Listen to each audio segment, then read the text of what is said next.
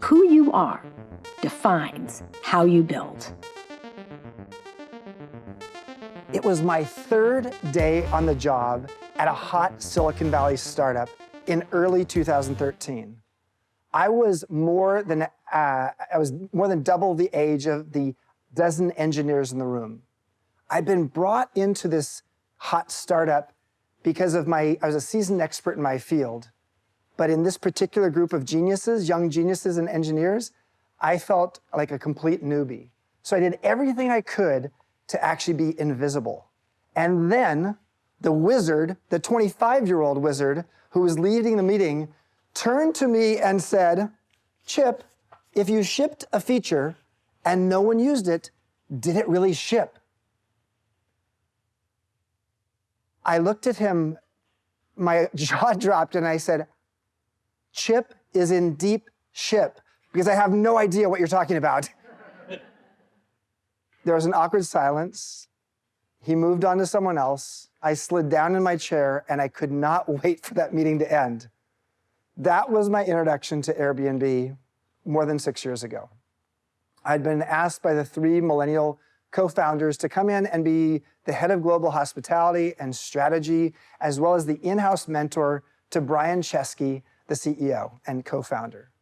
Now, I'd spent from age 26 to 52 being a boutique hotel entrepreneur.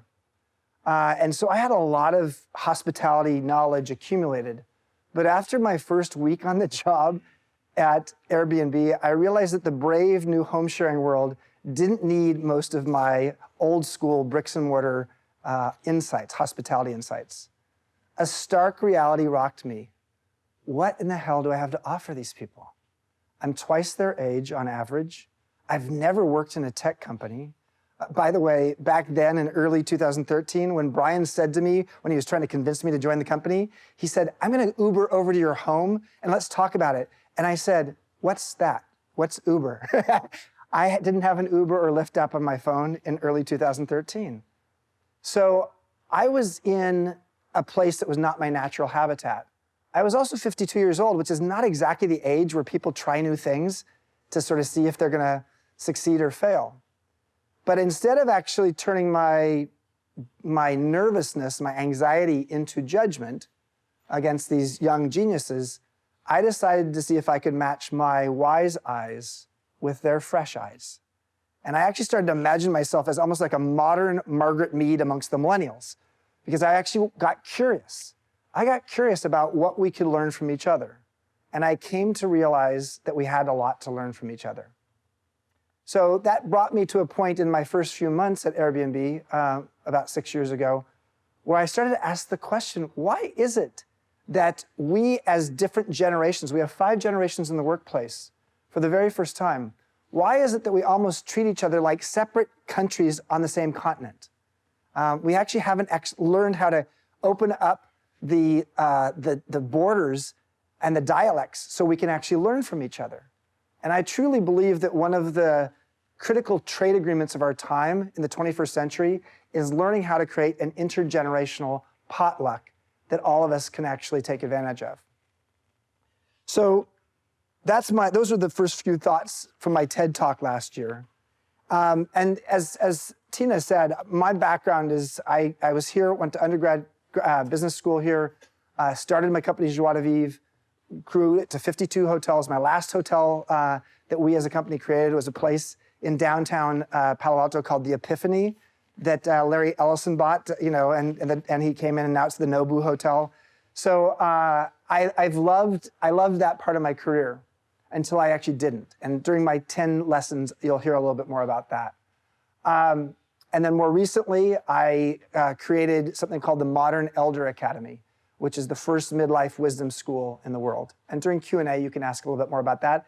Tina actually got a little taste of it. And it's a place where people can actually reframe their mindset to look forward to actually the extra years we have in our life. I'm 58 now. And a year ago, I was scuba diving with my father in Indonesia. My father at that time was 80, he's 81 now. So I went to one of those online sites and I looked at, okay, well, how long am I gonna live?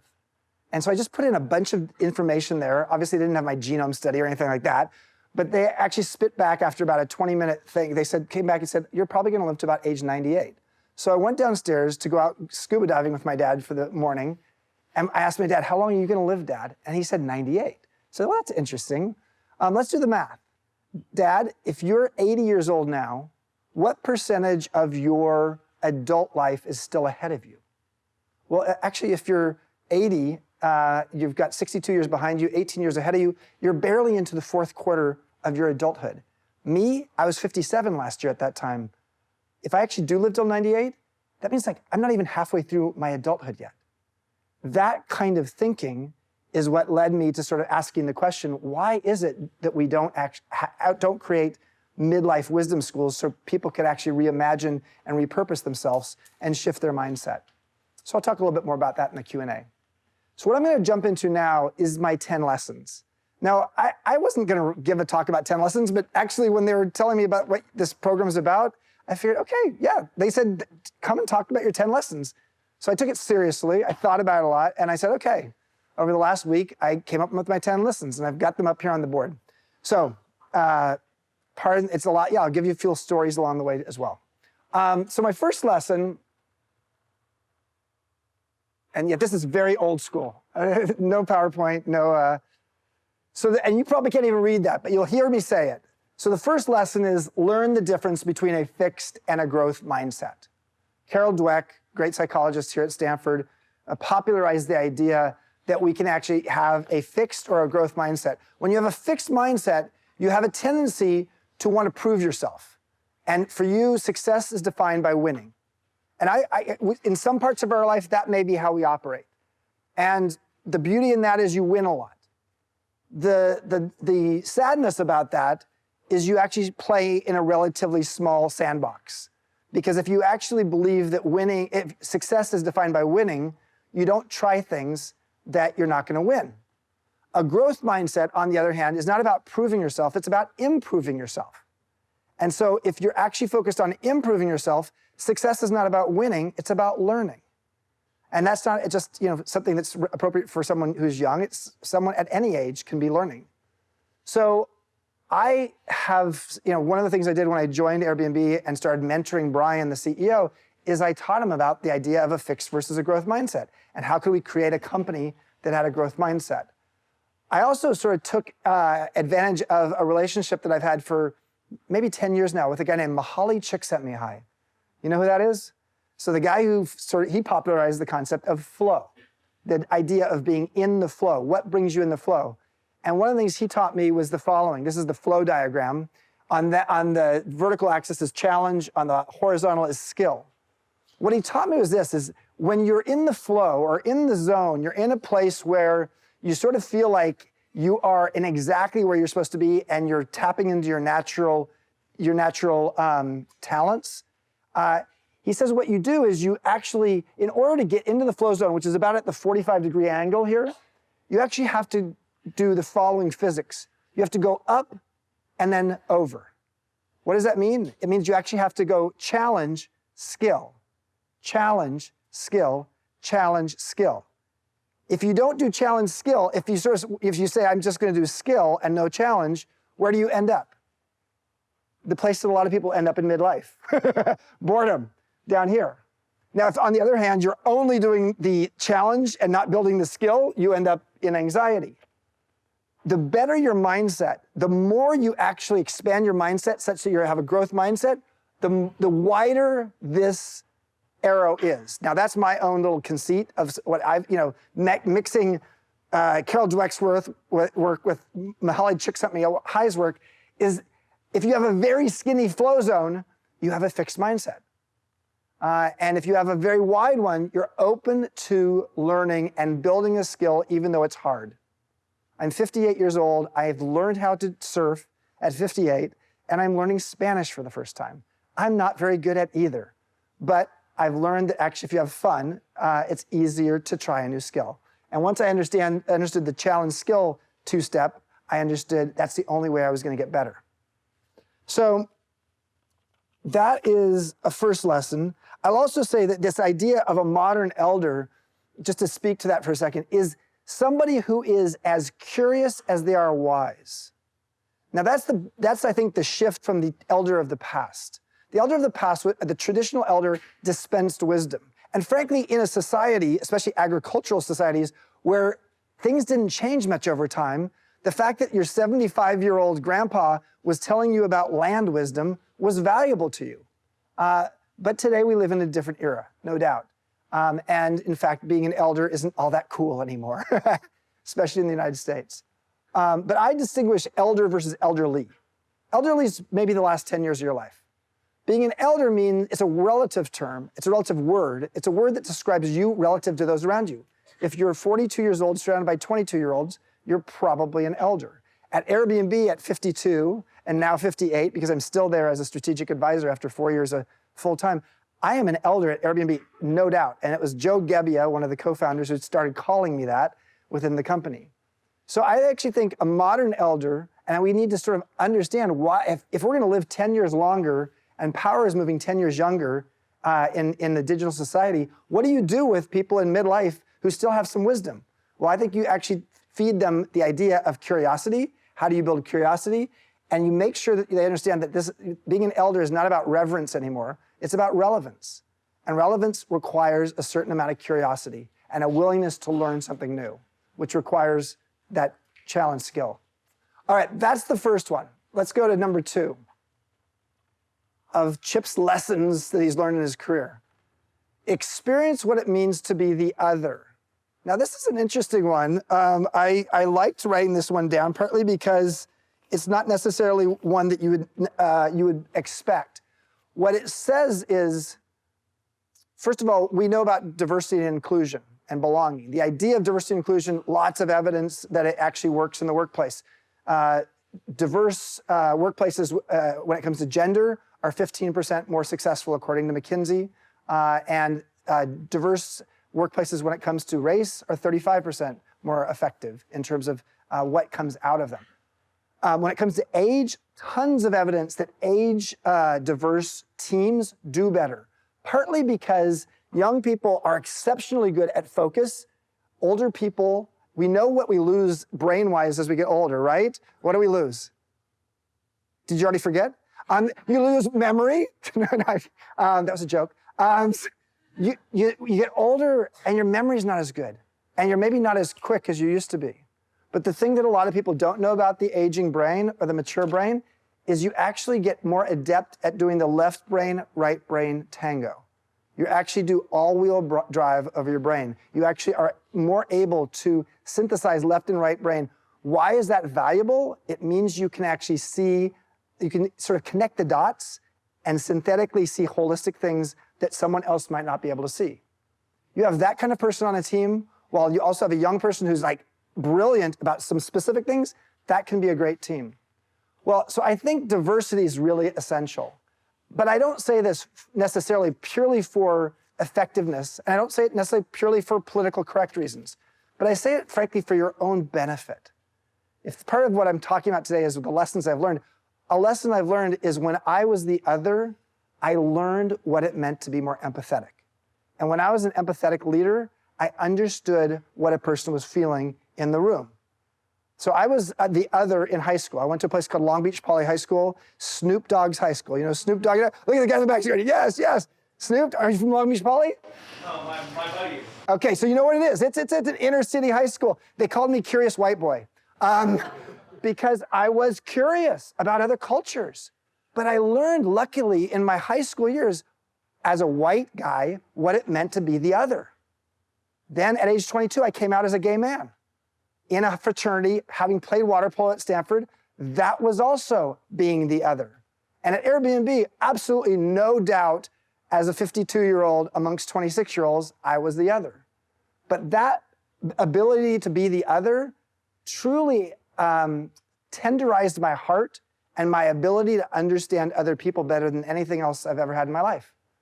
So when you can, especially for those of you in the room who are white, male, and straight, figure out an opportunity to be the other. Whether that means living in a foreign country for a period of time or joining a group that's very different than you demographically, it will actually make you a better human over time beyond just being a better leader. All right. Number 3, surround yourself with people who you want to become. Now, it's possible that nothing will influence you more in your life than the collection of people you surround yourself with. I went to Stanford Business School here. I didn't like it a whole lot, to be honest with you. I'm a type A competitive person, and I was surrounded by type A competitive people. And I sort of felt at times like I was just being a rebel and a radical just to be different than everybody else. Well, for me, this lesson, surround yourself with people you want to become, was I started seeing that out of business school, I was hanging out with artists a lot.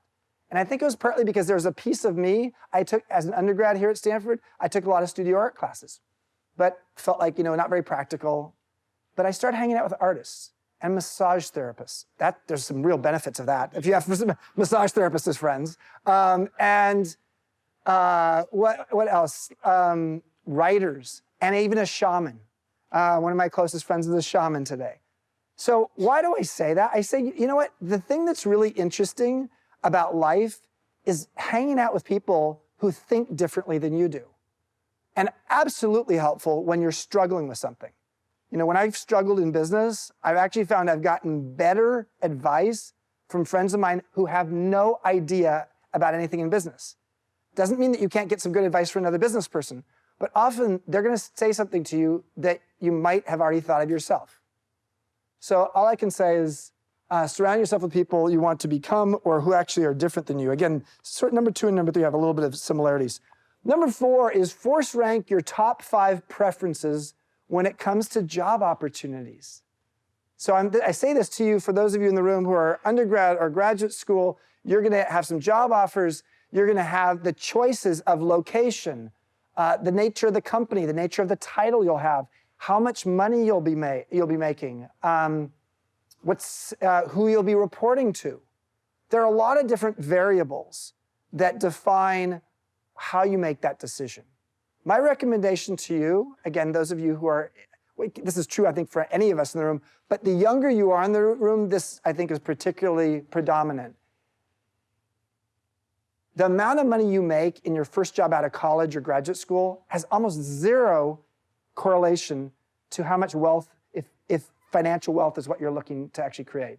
There's almost zero correlation to it. So my recommendation is you force rank your top 5 preferences when it comes to job opportunities, and you make sure that money is not in the top 3 unless you absolutely need money to pay back your loans, which is for a lot of people true. But the natural tendency, because it is absolutely benchmarkable, is that use money as one of the predominant ways to actually judge the offers you have. I will tell you a personal story for me. So between my first and second year of business school, I went to work for Morgan Stanley in New York in their real estate division. I did well. They liked me a lot. They wanted me to come back. They gave me an offer. I turned it down. They gave me a second offer. And it was back then in 1984, which is when this was happening. It was a lot of money. It was like $80,000 to $100,000, which back then was a lot of money. I think it was actually $100,000, including the guaranteed bonus. I took a job out of Stanford Business School in 1984 for $24,000 a year salary. Maybe I'm dumb.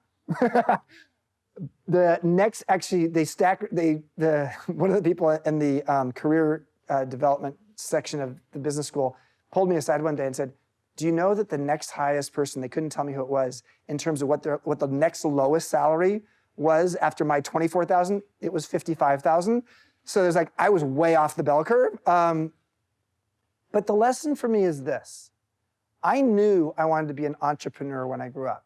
I knew I wanted to be a real estate entrepreneur, and I wanted to do something creating interesting projects. So rather than go to work for Morgan Stanley out of business school, making about $100,000 a year, I was in a lucky position that I didn't have a lot of student loans. And I actually was able to take a job that paid me $24,000 a year, but did promise that within a year, if I was doing well, I'd become a partner in the business, which I did.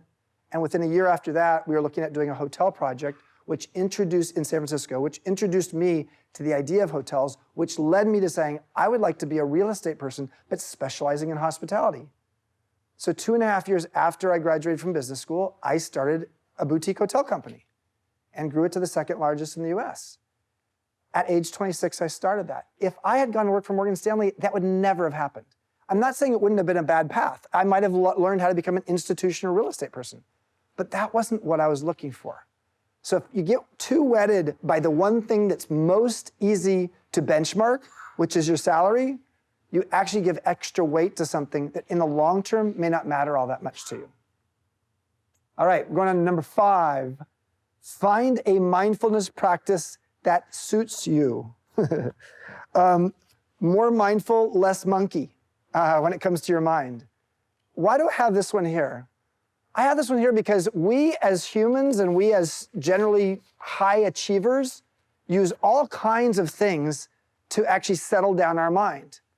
Most of them give us a little bit of an intoxication effect, whether it's alcohol or pot or prescriptive drugs or a variety of other things that we get obsessive about sometimes. We might even get addictive about things as our way to have a diversion. Well, I was lucky enough. I have never liked yoga. I've been trying to do it for 35 years. I'm okay at it at best. I way focus too much on how do I compare with everybody else in the room. But when it comes to meditation, been doing it for 35 years. Thank God for meditation, you generally close your eyes because I'm not comparing myself with anybody else. And I'm just allowing myself to go a little deeper. Now, why is all this relevant? Here's how it's relevant. I think there are 2 kinds of modes of operation of how we show up in the world. It's either attain or attune. And sometimes you want to be on one path, the attain path, and that's been most of my life. And other times you want to be on the attune path. The truth is there are effects on both. When you're in the attain mode all the time, you actually sometimes have sharp elbows and everybody has to get out of your way and you have to atone for things later. So attain can lead to atone. Attune can lead to feeling at one, a sense of harmony with your surroundings.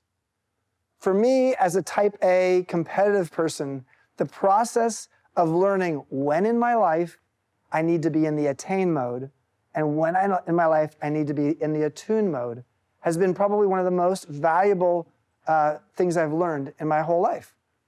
And it's helped me to not get addicted to a bunch of other things that we tend to use to slow our mind down. So I highly recommend, it doesn't have to be meditation. Whatever thing actually, for one of my best friends, it's surfing. That's his form of mindfulness. So find something that actually helps you to moderate that monkey mind. It will be very good for you for the rest of your life. Number 6 is seek a mentor, even if they're not someone you've even met. So I was brought into Airbnb to become Brian Chesky's in-house mentor. As I wrote about in my book, Wisdom at Work, The Making of a Modern Elder, I learned within the first week that I was not there to actually be Brian's mentor exclusively. I was there also to be his intern. I was the mentor and the intern at the same time. How many people saw Robert De Niro, the intern, Anne Hathaway? So I had the opposite experience of Robert De Niro. Robert De Niro came in the movie, he was a 70-year-old intern who was gonna actually help the CEO to be brought in as an intern, but he ended up becoming the mentor for Anne Hathaway. I was brought in as the mentor who ended up becoming the intern because I needed to learn tech. I didn't understand tech at all. And so my process of actually learning tech had a lot to do with Brian. I say that what we had was we had a trade agreement where I gave him EQ, emotional intelligence, which is something you tend to build over the course of a lifetime. And he gave me DQ, which was digital intelligence. And so that was the trade agreement we had. So my experience with this one is interesting because the 2 most profound mentors I've ever had in my life, I never met. Interesting. The first one was a guy named Herb Kelleher. So Herb Kelleher was the founding CEO of Southwest Airlines. And after a couple of years of starting my company and I was growing the company, we're going to have a second and a third hotel, I wrote to the CEO of Southwest Airlines based in Dallas.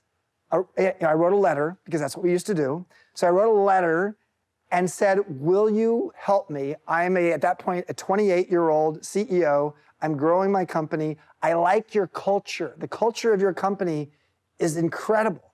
And I said, can you teach me a few things?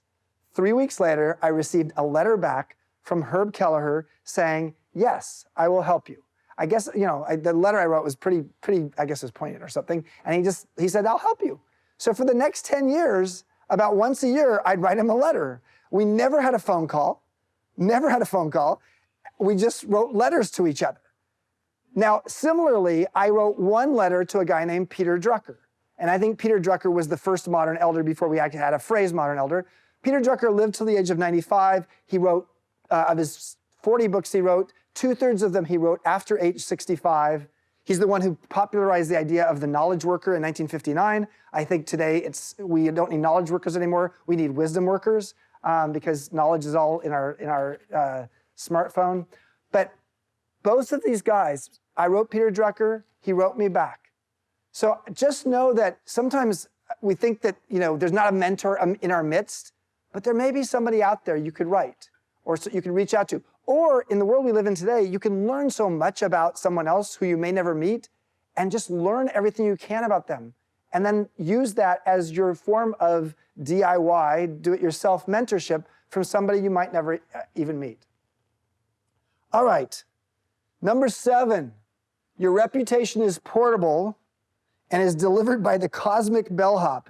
A little hotel joke there. Practice karmic capitalism and your reputation will flourish. So that guy Mihaly Csikszentmihalyi, who came up with the whole flow concept, he said something to me, he and his wife. What a sweet man. He invited me to come up to Montana. He lives in Southern California. He invited me to come up to Montana in the summer for 3 days to hang out with him and his wife at their summer home in Montana. Tiny little cottage. I mean, really, I felt like I was family. And during that time, I learned so much from him. And so he sort of was a mentor as well.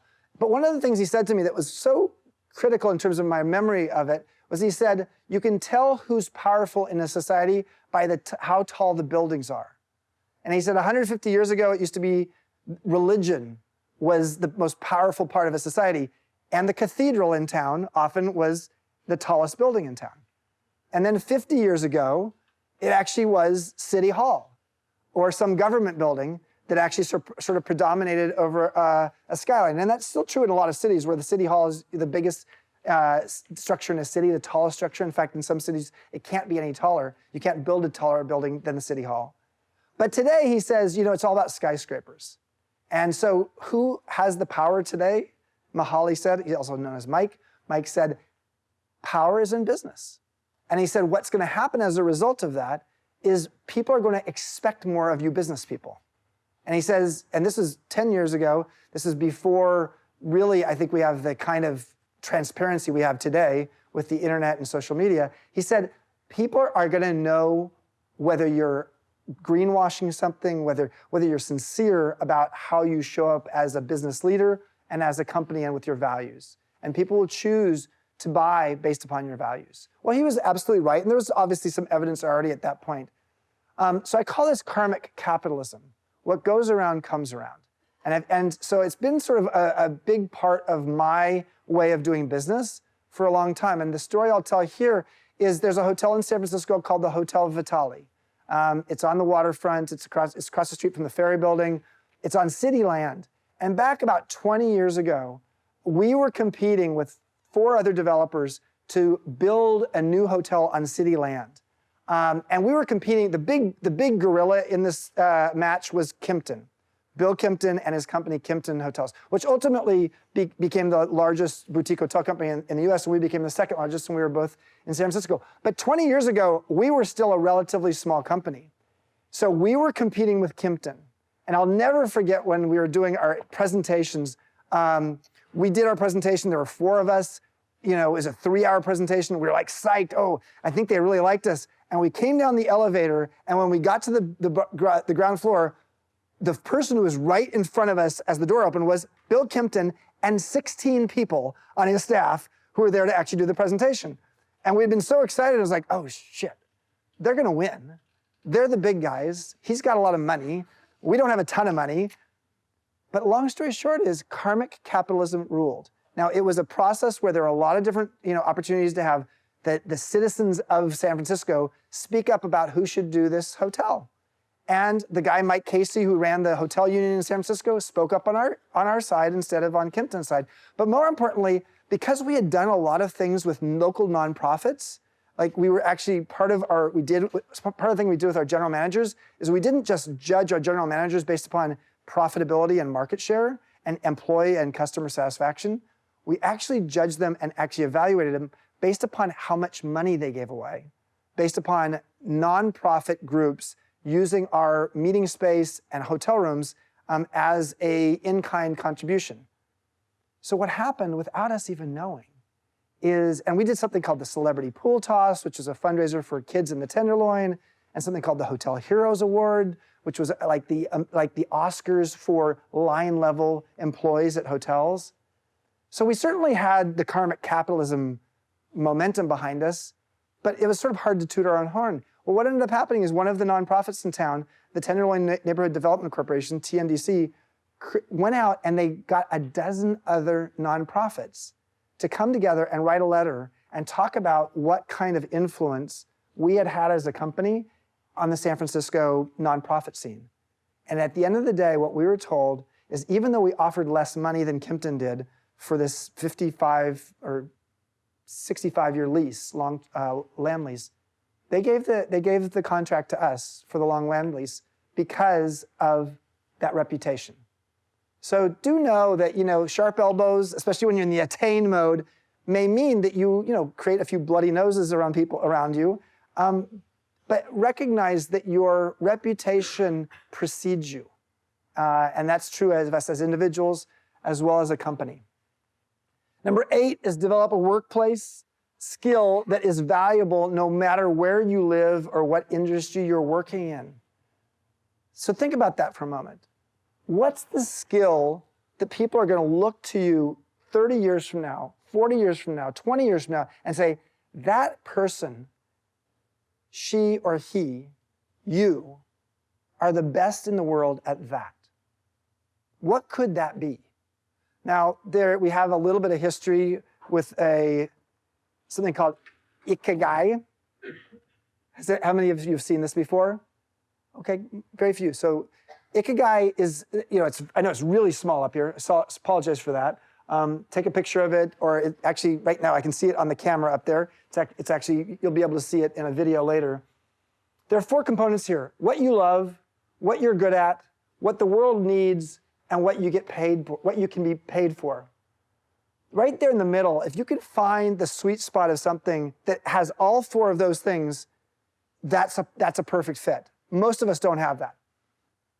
And if you actually have 2 of these primarily, it's either a profession, a passion, a mission, or a vocation. Well, for me, gosh, I was lucky. Very early on, I realized I was fascinated by cultural trends. I'm really interested in where things are going to be 10 years from now. How are people changing their behaviors? And so, long story short is, every time we created a boutique hotel, 52 of them, it was based upon a different magazine and 5 adjectives. Because we thought magazines are sort of ahead of the trend usually. And so that first hotel, the Phoenix, that rock and roll hotel, was based upon Rolling Stone magazine. And we came up with 5 adjectives that define Rolling Stone magazine: funky, irreverent, adventurous, cool, and young at heart. And we created a hotel that had that personality. What we didn't know at the time, and what became the magic, is we came to realize that we were not just in the business of creating cool boutique hotels, but the people who fell in love with that hotel almost thought of it as a habitat, their perfect habitat, and it was like an identity refreshment, because the people who love the Phoenix are funky, irreverent, adventurous, cool, and young at heart.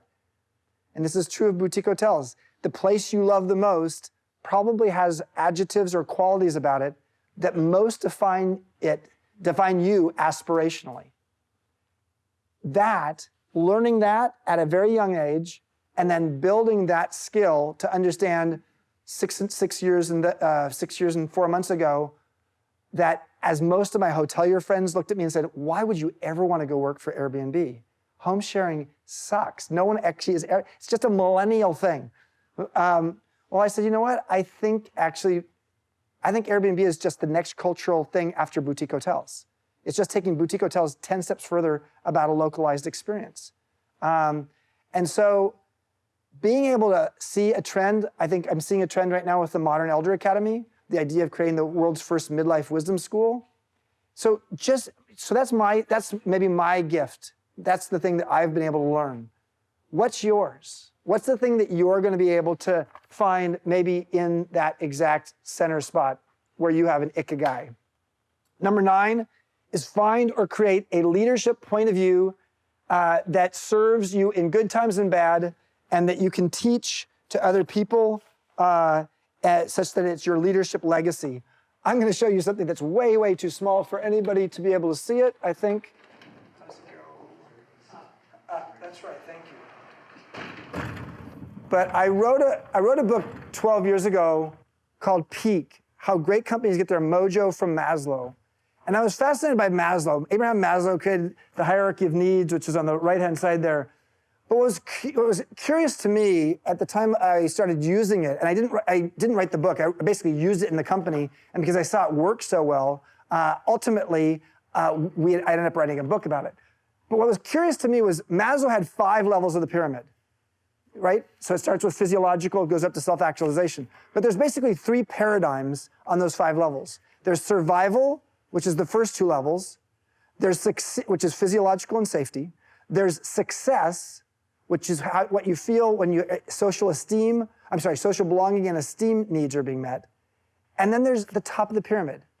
When you're in self-actualized state, you're in a transformational state. You're transformed. So what I was curious about is, since companies are full of humans, let's take this human hierarchy of needs theory and apply it using survival, succeed, transform to a pyramid that has employees, customers, and investors. And in the middle is this karmic capitalism of you create a great culture and you make your employees happy. That leads to customers being happy, which tends to lead to market share growth, which leads to investors being happy, and then you invest back in culture. That's my model. That's the model that will be my leadership legacy. It's the one that I taught my 3,500 employees in Joie de Vivre, including all of our housekeepers and our bellmen. Everybody learned that. It's actually part of the reason why Brian Chesky called me. He said, we're intrigued by that Peak thing. We'd like to have it here at Airbnb. And that was when we were a tiny company with 300 people in it. Not tiny, but it was not what it is today, which is 20 times larger. So that's what's led me, frankly, to have a number of young entrepreneurs come to me and say, yes, I'd like to see how we could apply that model here. There's all kinds of leadership legacies. There's all kinds of business models out there. There's servant leadership. There's Richard Branson said to me, his whole business philosophy was, I am the market. His whole premise behind business was, I'm the market. I better be delighted by what we create. Well, that's okay, but that's probably not a full leadership model. John Mackey from Whole Foods Markets has his conscious capitalism model. You don't have to go out and create a model and write books or anything like that, but being able to get to a place in your career where you can articulate down to either something you can put on paper or something you could maybe summarize in a paragraph such that people who are working with you can understand it is a legacy that you can offer to other people. So that is number 9. And then number 10 is don't tie your sense of self-worth to your net worth and create some emotional insurance in your group of friends. What I've seen way too many times, and it has been true in my life as well, is the emotional roller coaster of having a company that goes up and down becomes your own personal roller coaster. I remember in the early days of the Phoenix, I'm this young boutique hotelier, created my first hotel. Friends would come up to me and say, Chip, how are you doing? And my immediate response would be, the Phoenix is doing great. And then finally, one person pulled me aside and said, no, Chip, how are you doing personally? And I was like, I don't know. The Phoenix is doing great. Like, my sense of self-worth was almost exclusively connected to the success or failure of my business. Now, that is dangerous when you hit a great recession. And I had 5 friends, 3 of them entrepreneurs, commit suicide in 2008 to 2010, partly because their sense of self-esteem was way too connected to the company's fortune. So let me just finish by saying, on that very sober note, you can have emotional insurance in your life. This is particularly true for the men in the room who aren't usually as good at this as the women. You can be vulnerable with some friends. You can have maybe a couple other entrepreneurs who you have as your little support group. But just remember that your sense of who you are and what you've done in the world is much bigger than the number of zeros you have on your balance sheet. So with that, I'm going to open up. I think we don't have much time, but we have 5 minutes. I'm going to open it for questions. I'm sorry that went long. It's the first time I've given this one. So who wants that? Who has a question? And I think we've got a microphone. Is that right? No. Just throw it out there. Raise your hand. Right here. What does a typical week look like for you today? Where do you spend your time? And please repeat it. What does a typical week look for me like today? I live in Baja, California, an hour north of Cabo, which is where the Modern Elder Academy is. I'm teaching there a lot of the time. So that's my primary place, and I teach a lot of workshops. I've just finished 3 workshops in a row, including one for like 14 doctors who wanted to take the Modern Elder Academy curriculum and somehow apply it to hospitals around the US. I spend some time in Austin, Texas, which is where I live part of the time, because I have a bunch of companies that I advise there. And then I'm in San Francisco part of the time. In terms of how I spend my time in life, there are a bunch of things I love the most. I love hanging out with friends. I love traveling. I love films. I love athletics. I'm going to a Warriors game tomorrow night. I'm excited about that. So that's my life today. Someone held their hand up back there. I also have 2 kids. I have 2 kids, so I hang out with those kids too. This modern elder thing. This modern elder thing, yes. You can call it a thing. I call it an academy, but that's fine. What are sort of the key lessons you're trying to teach? Yeah. Quick thought on that. We are great as a society in creating rites of passage for people in transitional times. Puberty, going from adolescence to adulthood. You're going to get married, you have a wedding, you have a baby, you have a baby shower.